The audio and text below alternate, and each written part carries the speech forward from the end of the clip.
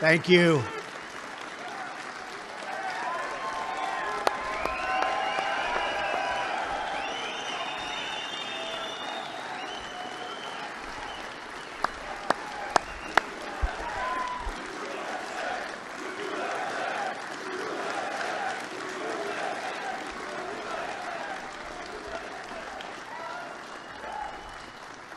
Well, thank you very much. This is certainly being home for me. I spent a lot of time right here. I was in Queens, so I'd come here, and this was like the luxury location for me.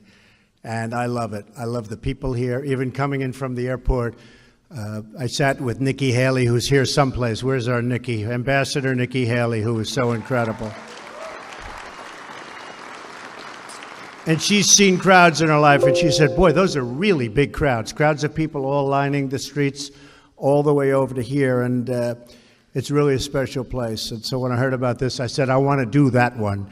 But I really wanted to do it not because of location, but because, as you know, I am the big believer and admirer of the people in law enforcement, okay? From day one.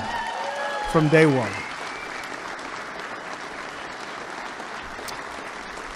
We love our police, we love our sheriffs, and we love our ICE officers. And they have been working hard. Thank you. They have been working hard. Together, we're going to restore safety to our streets and peace to our communities. And we're going to destroy the vile criminal cartel MS-13 and many other gangs. But MS-13 is particularly violent. They don't like shooting people because it's too quick. It's too fast.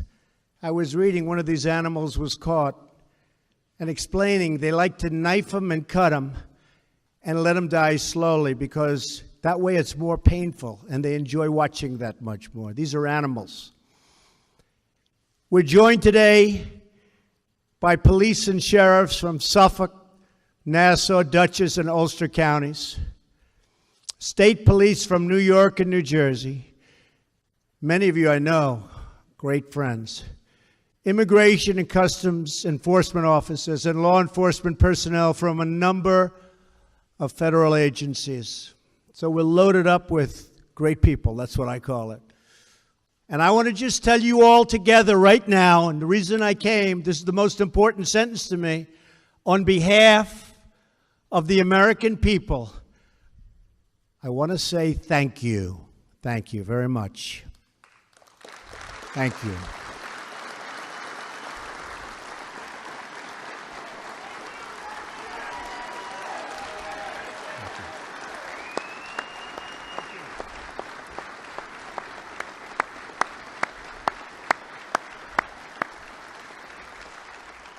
And I don't think you know how much the public respects and admires you.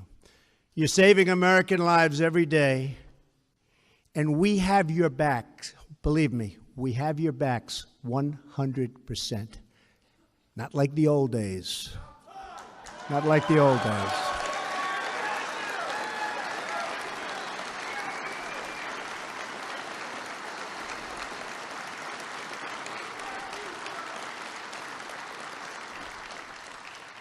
You know, when you want to take over used military equipment, they were saying you couldn't do it.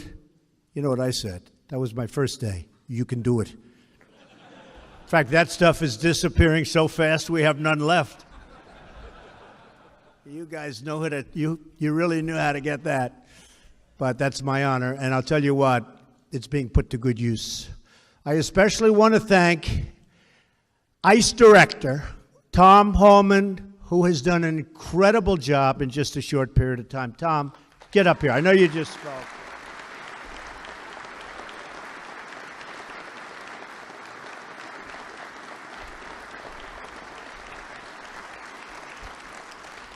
Tom is determined to rid our nation of cartels and criminals who are preying on our citizens. And I can only say to Tom, keep up the great work. He's a tough guy. He's a tough cookie. Somebody said the other day, they saw him on television, they were interviewed after that. They said, he looks very nasty. He looks very mean. I said, that's what I'm looking for. That's exactly what I was looking for. And for that, I want to congratulate John Kelly, who has done an incredible job of Secretary of Homeland Security. Incredible. One of our real stars. Truly one of our stars. John Kelly is one of our great stars. You know, the border's down 78%. Under past administrations, the border didn't go down, it went up. But if it went down 1%, it was like this was a great thing. Down 78%. And in fact, the southern border of Mexico, we did them a big favor, believe me. They get very little traffic in there anymore because they know they're not going to get through the border to the United States. So that whole group has been incredible, led by General Kelly. Let me also express our gratitude to the members of the New York delegation here today. Congressman Chris Collins, where's Chris? Where's Chris? Oh, Chris, right from the beginning, he said Trump is going to win. Trump is going to win. That's why I like him. I didn't like him that much before. Now I love him. I'll never...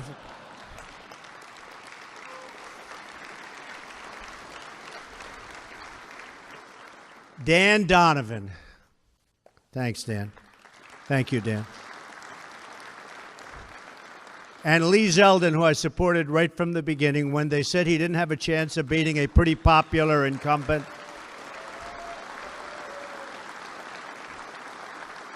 And I saw him in a debate. I said, I think this guy's going to win. But he fought a pretty popular guy. And I said, I think he's going to win. And went heavy for him, and he won. And he won pretty easily, didn't you? Pretty good. I'm proud of you. Great job. And, of course, a legend, somebody that we all know very well, sort of my neighbor, because I consider him a neighbor. But he's really a great and highly respected man in Washington, Congressman Peter King. Peter.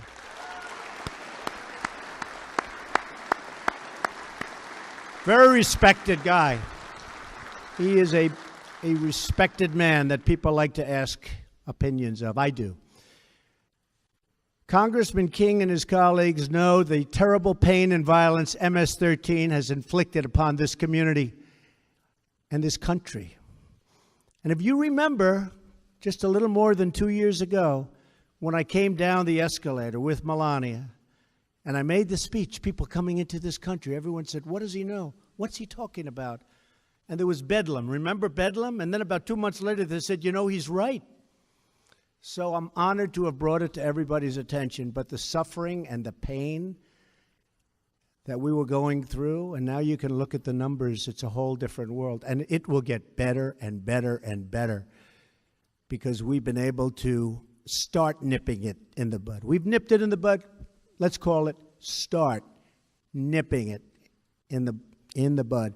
And MS-13, the cartel, has spread gruesome bloodshed throughout the United States. We've gotten a lot of them out of here. Big, big percentage, but the rest are coming. They'll be out of here quickly, right? Quickly. Good.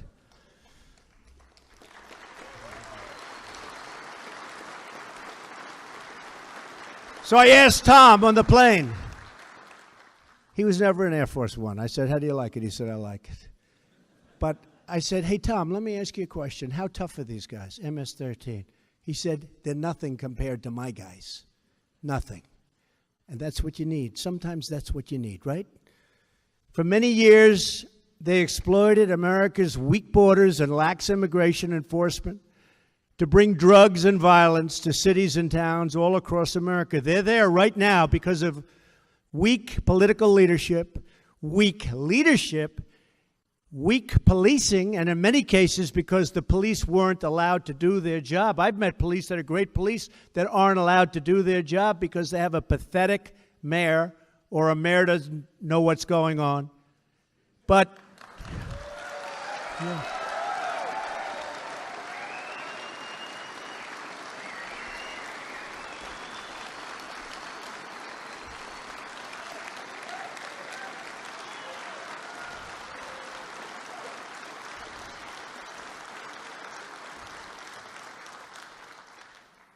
Were you applauding for someone in particular? It's sad. It's sad. You look at what's happening, it's sad. But hopefully, certainly in the country, those days are over. You may have a little bit longer to wait. But from now on, we're going to enforce our laws, protect our borders, and support our police like our police have never been supported before. We're going to support you like you've never been supported before.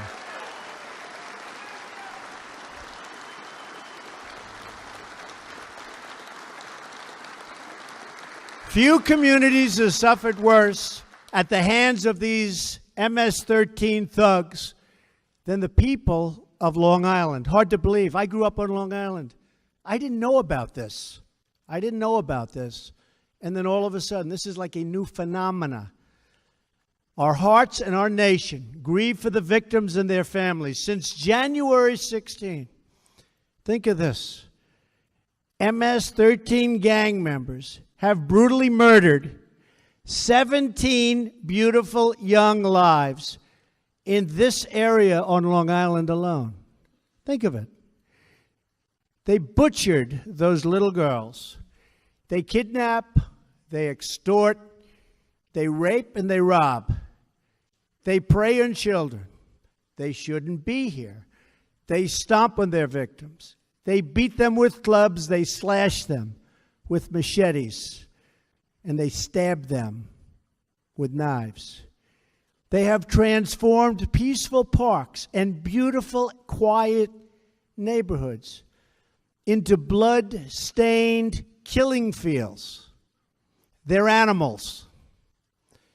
We cannot tolerate, as a society, the spilling of innocent, young, wonderful, vibrant people, sons and daughters, even husbands and wives. We cannot accept this violence one day more. Can't do it. And we're not going to do it. Because of you, we're not going to be able to do it. You're not going to allow it to happen. And we're backing you up 100%. Remember that. 100%.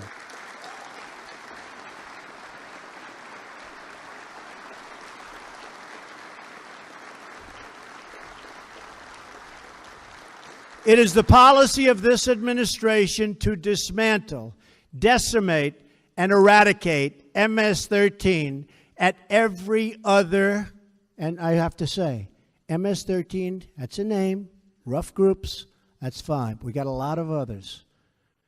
And they were all let in here over a relatively short period of time. Not during my period of time, believe me. But we're getting them out. They go into jails, and then they're going back to their country. Or they're going back to their country, period. One by one, we're liberating our American towns. Can you believe that I'm saying that? I'm talking about liberating our towns. It's like I'd see in a movie. They're liberating the town. Like in the old Wild West, right? We're liberating our towns. I never thought I'd be standing up here talking about liberating the towns on Long Island, where I grew up. But that's what you're doing. And I can tell you, I saw some photos where Tom's guys, rough guys, they're rough. I don't want to be, say it because they'll say that's not politically correct. You're not allowed to have rough people doing this kind of work. We have to get, just like they don't want to have rich people at the head of Treasury, okay? Like I want a rich guy at the head of Treasury, right?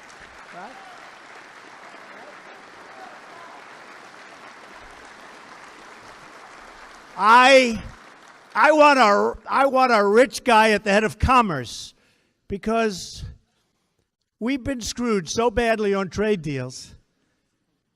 I want people that made a lot of money now to make a lot of money for our country. And by the way, as I was walking up, they just gave me the numbers. Our numbers were just came out this morning. GDP is up double from what it was in the first quarter.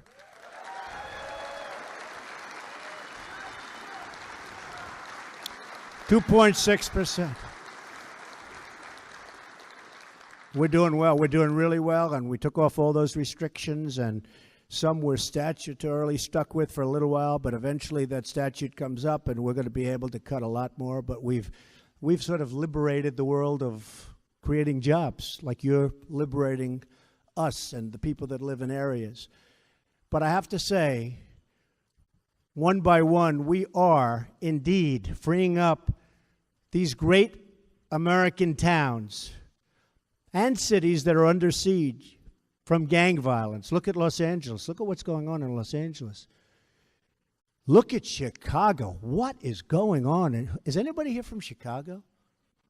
We have to send some of you to Chicago, I think. What's going on? I mean, do you see what's happening there? Do we agree? Is there something maybe? Is there something?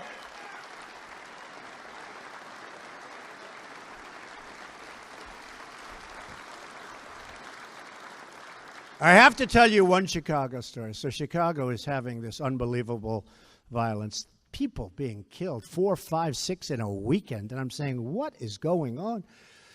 And when I was running, we had motorcycle brigades take us to the plains and stuff. And one of the guys, really good, you could see a really respected officer, police officer. He was at the head. He was the boss. And you could see he was the boss. He actually talked like the boss. Come on, get lined up, because I'd always take pictures with the police, because I did that. My guy said, don't do it, don't do it.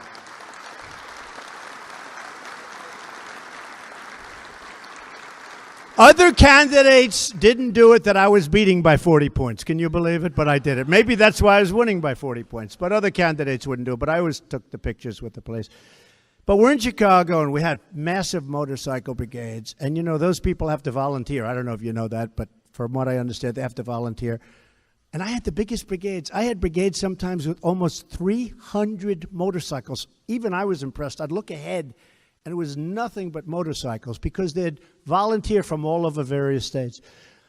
But there's one guy who was impressive. He was a rough cookie and really respected guy. I could see he was respected.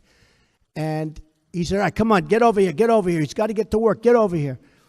And I said, so let me tell you, you're from Chicago? Yes, sir.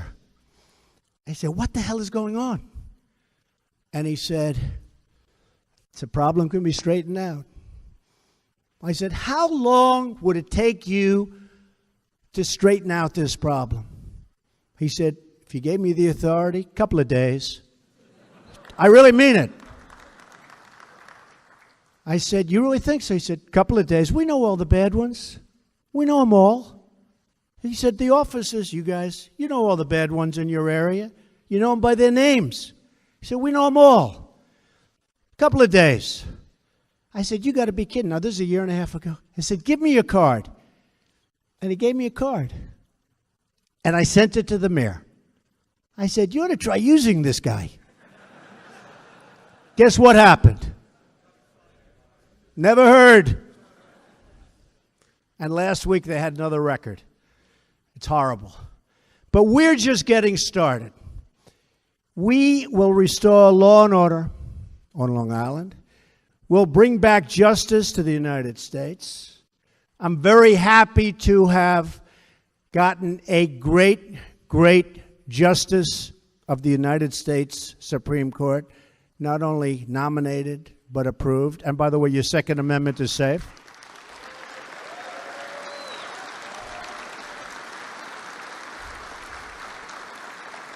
Your Second Amendment is safe. I feel very good about that. Wasn't looking so good for the Second Amendment, was it, huh?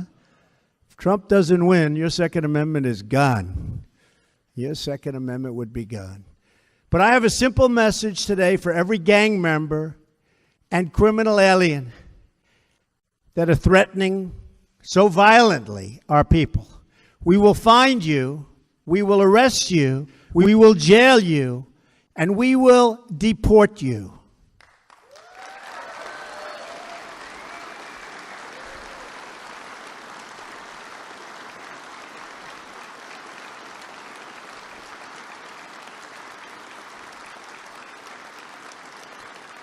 And, you know, we had some problems with certain countries. Still do with a couple, but we'll take care of them. Don't worry about it.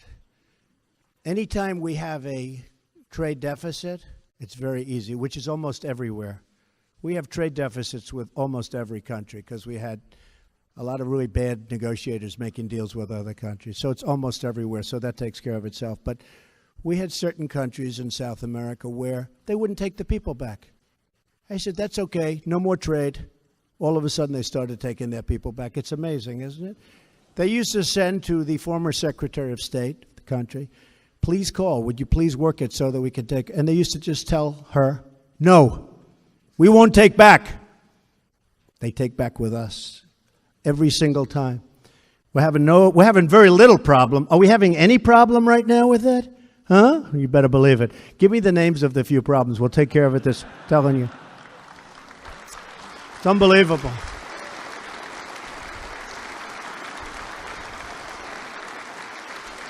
One of the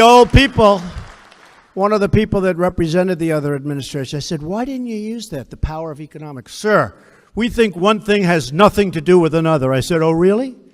So we'll have big deficits and they won't take back these criminals that came from there and should be back there? Well, believe me, to me, everything matters. But they're all taking them back. ICE officers recently conducted the largest crackdown on criminal gangs in the history of our country. In just 6 weeks, ICE and our law enforcement partners arrested nearly 1,400 suspects and seized more than 200 illegal firearms and some beauties and nearly 600 pounds of narcotics. The men and women of ICE are turning the tide in the battle against MS-13. But we need more resources from Congress, and we're getting them. Congress is actually opening up and really doing a job. They should have approved health care last night, but you can't have everything. Boy, oh boy. They've been working on that one for 7 years. Can you believe that? The swamp. But we'll get it done. We're going to get it done. You know, I said from the beginning, let Obamacare implode and then do it. I turned out to be right. Let Obamacare implode.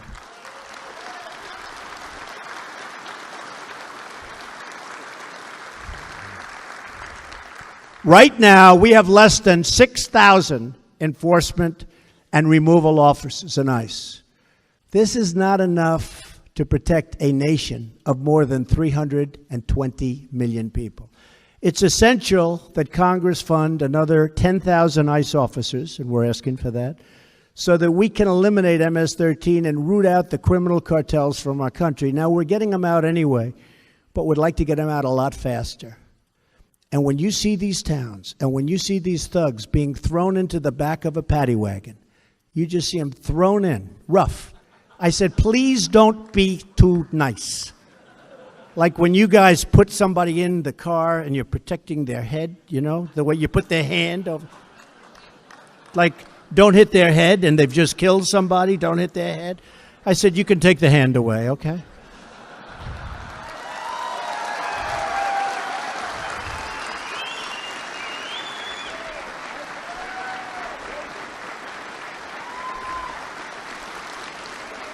It's essential that Congress fund hundreds more federal immigration judges and prosecutors, and we need them quickly, quickly. If we're going to dismantle these deadly networks, and I have to tell you, you know, the laws are so horrendously stacked against us because for years and years they've been made to protect the criminal. Totally made to protect the criminal, not the officers. You do something wrong, you're in more jeopardy than they are.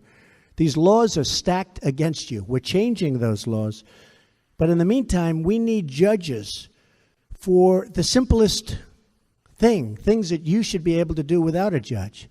But we have to have those judges quickly. In the meantime, we're trying to change the laws. We're also working with Chairman Bob Goodlatte on a series of enforcement measures, and he's a terrific guy, to keep our country safe from crime and terrorism, and in particular, radical Islamic terrorism.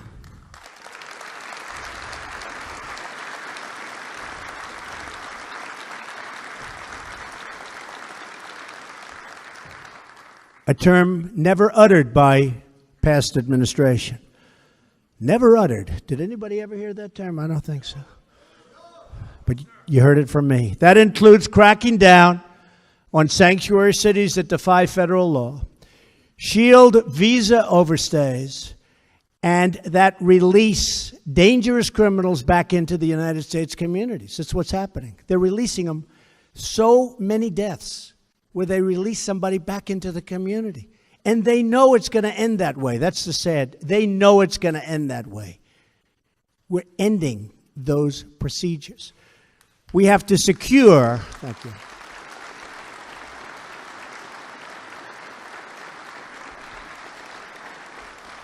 I spoke to parents, incredible parents. I got to know so many parents of children that were so horribly killed, burned to death, beaten to death, just the worst kind of death you can ever, stuffed in barrels. And the person that did it was released, and you'd look at the file, and there were letter after letter after letter of people begging not to let this animal back into society, that this would happen. It would happen quickly. It wasn't even like it would happen over a long period of time. They were saying it would happen quickly. It's total violence. He's a totally violent person. You cannot let this person out. They let the person out, and sometimes it would happen like on the first day. And then you have to talk to the parents and hold the parents and hug them, and they're crying. Crying, their lives are destroyed. And nobody thinks about those people. They don't think about those people. They're devastated. But we're ending so much of that. We're ending, hopefully, all of that. The laws are tough. The laws are stacked against us, but we're ending it.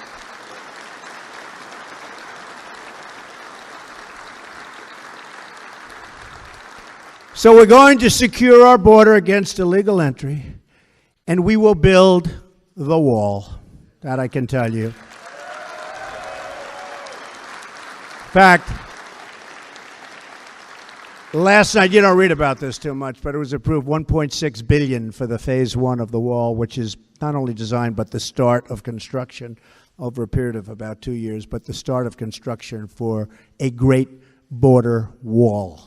And we're going to build it. The wall is vital, and vital is a tool for ending the humanitarian disaster brought on by drug smugglers. And new words that we haven't heard too much of, human traffickers.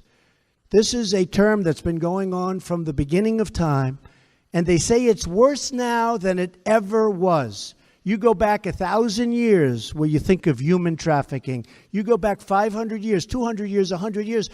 Human trafficking, they say, think of it, what they do, human trafficking is worse now, maybe, than it's ever been in the history of this world. We need a wall. We also need it, though, for the drugs, because the drugs aren't going through walls very easily, especially the walls that I build. I'm a very good builder. You people know that better than most because you live in the area. That's why I'm here. We'll build a good wall. No, we're going to build a real wall. We're going to build a wall that works. And it's going to have a huge impact on the inflow of drugs coming across. The wall is almost, that could be one of the main reasons you have to have it. It's an additional tool to stop the inflow of drugs into our country. The previous administration enacted an open-door policy to illegal immigrants from Central America. Welcome in. Come in, please. Please. As a result, MS-13 surged into the country and scoured and just absolutely destroyed so much in front of it. New arrivals came in, and they were all made recruits of each other. And they fought with each other. And then they fought outside of each other. And it got worse and worse, and we've turned that back. In the 3 years before I took office, more than 150,000 unaccompanied alien minors arrived at the border and were released all throughout our country into United States communities at a tremendous monetary cost to local taxpayer and also a great cost to life and safety. Nearly 4,000 from this wave were released into Suffolk County. Congratulations. Including 7 who are now indicted for murder. You know about that. In Washington, D.C. region, at least 42 alien minors from the border surge have been recently implicated in MS-13 related violence, including 19 charged in killings or attempted killings. You say, what happened to the old days where people came into this country? They worked and they worked and they worked and they had families and they paid taxes and they did all sorts of things and their families got stronger and they were closely knit. We don't see that. Failure to enforce our immigration laws had predictable results: drugs, gangs, and violence. But that's all changing now. Under the Trump administration, America is once more a nation of laws, and once again, a nation that stands up for our law enforcement officers.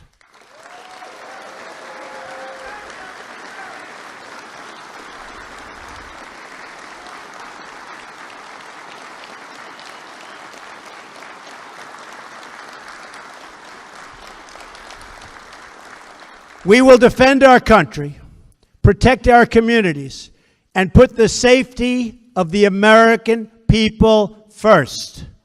And I'm doing that with law enforcement, and we're doing that with trade, and we're doing that with so much else. It's called America First. It's called an expression I'm sure you've never heard of: make America great again. Has anybody heard that expression? You heard that?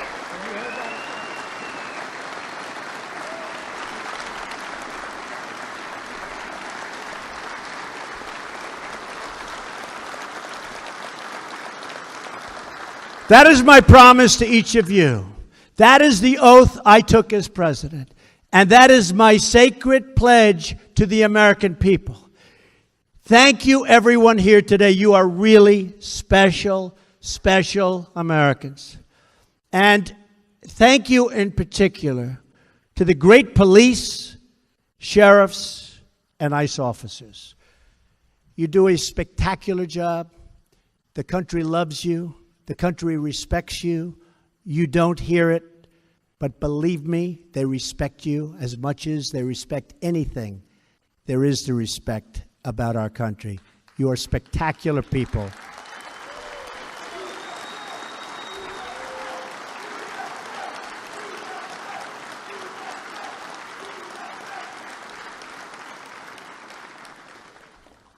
Because of the danger of your job, which people also understand fully, I leave you with the following.